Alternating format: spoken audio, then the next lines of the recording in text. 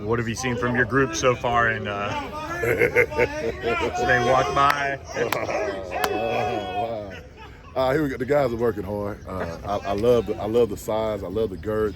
I love the fact that everybody's right now just trying to learn it. They're all sticking together. They got each other back, and we're forming a unit. We're becoming a team. We're starting from, we're building it from ground up, and that's the beauty of it. And they're accepting the challenge right now. I know that there's obviously a lot of different personnel with the D-line this year, but the success that you guys had last year, how much is, in building the culture you guys had last year, how much does that help going into a new season? You draw confidence from it, but you can't just strictly depend on that. You got to build these habits here in spring ball now, and nothing's going to be given to us. We have to, form those great habits and go take what's ours. And the guys are working. They're working. They got great attitudes, and as a coach, that's all you really could ask for right now. When you brought this group together, how much did you look at how they'd all fit together personality-wise and things like that? Because you guys are trying to load up and bring in a bunch of depth and guys that do get snaps and things like that. Yeah, you want to make sure that everybody understands what their role is and make sure that they're stars in their roles. And you want to make sure that you bring good quality character young men into the program. And so far, that seems to be the case. Guys that'll work hard, guys that love football, number one. If they love football, man, we're going to love each other, and guys that are just eager and passionate to get on the field and make the most of this opportunity, and we feel like we got a couple of those guys. I saw Tank Booker a couple years back at Maryland. Can you talk a little about what you see from him now, how much, I know you maybe were watching that far back, but how much he's grown and what kind of player can he be? He's a grown man. He's hard to move, and, he can move, though. He's able to, from tackle to tackle, man. He's a problem, man. And he's big. He can anchor at the point, and I'm excited to just continue to just build great habits with him. But I think he's a guy that's going to help us. We kind of see him as that, that Jordan Miller type of guy that can take two, guy that can, anchor our run defense. That's what we need. Some of the things that he do, it might not show up in the stats, but in order to play the defense the way we want to play it, that you need a guy like that. Elijah Roberts had a huge year last year for you guys. What are you guys focused on with him as far as the next step for him and stepping up in conferences? Is it kind of even a reset for him too with that? Even though he's been there before? I think that young man, he has a chip on his shoulder. So, I don't think you're going to see him, be happy with where he is. He's always pushing, and challenging himself to be the best version of himself. So there's some things that he set out that he want to be better at, and that's when you go form these habits out here on the practice field. So I don't worry about him, being complacent. I know that he has an edge to him. He comes out here and work. The first practice he had, he was flying around. The energy was good. And, he brings everybody alive. He makes us go. And when you got a guy like that who loves football, it makes not only your D-line better, your defense, your team better. So for him, let's go get more than 10.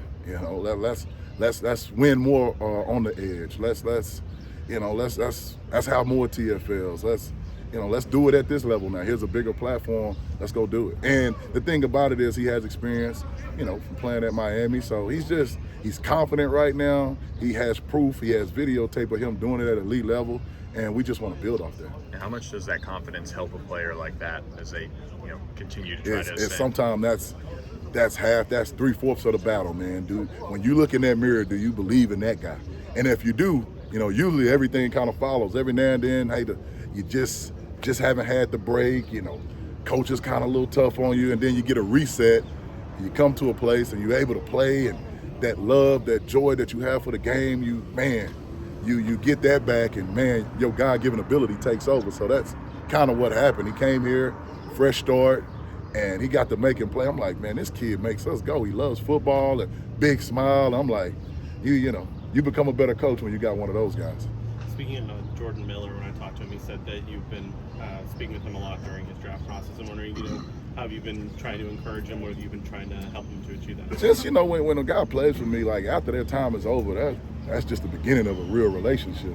If you do it right as a coach, you should get an invite to the wedding. You should get an invite to anything that's going on in their life. So, I'm calling coaches, hey, what you see? Like, I was disappointed he didn't get an invite to the combine because a lot of guys have him as a draftable guy. So I was like, wait a second, this ain't adding up. So I'm on the phone. Anytime I get on the phone with somebody, hey, what you hear? And I'm giving him the information. I love what that young man brought to our organization. And, you know, how he was a pro here. He was the first one to meet, last one to leave. He never took a day off. Like for a big guy, usually a shoulder, groin, he never took a day off. And when you give that to me, I'm gonna give it back to you threefold. So he's just he's my guy, man. And I just pull for him, and I want nothing but the best for him. So I'm calling, hey man, you working out? Hey, what you gonna run in this 40? How many times you gonna lift 225? And I just want that for him because he's such a great young man.